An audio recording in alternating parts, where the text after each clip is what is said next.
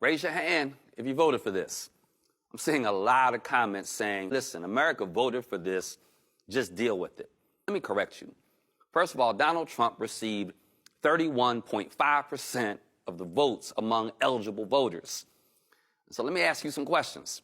Raise your hand if you voted to suspend the Constitution. Raise your hand if you voted to end due process. Raise your hand if you voted for warrantless searches in neighborhoods. Raise your hand if you voted for federal border agents operating hundreds of miles away from any border. Raise your hand if you voted to terrorize legal immigrants who followed every rule. No, you didn't vote for those things specifically, and that's my point.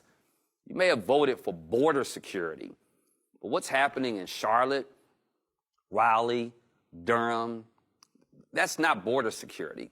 It's federal overreach operating outside of constitutional boundaries that are targeting specific communities based on race, creating fear instead of safety.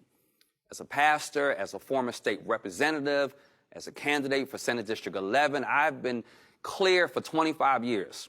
I support legitimate law enforcement within constitutional limits. I support community safety. I support treating all people with dignity and due process. You voted for an administration. You didn't vote to abandon the Constitution. Those of us who took oaths to defend the Constitution, we have a responsibility to speak up when we see it being violated, regardless of which party is in power. Elections have consequences, but so does our silence. I'm Pastor G. I won't be quiet when I see people manipulating the facts.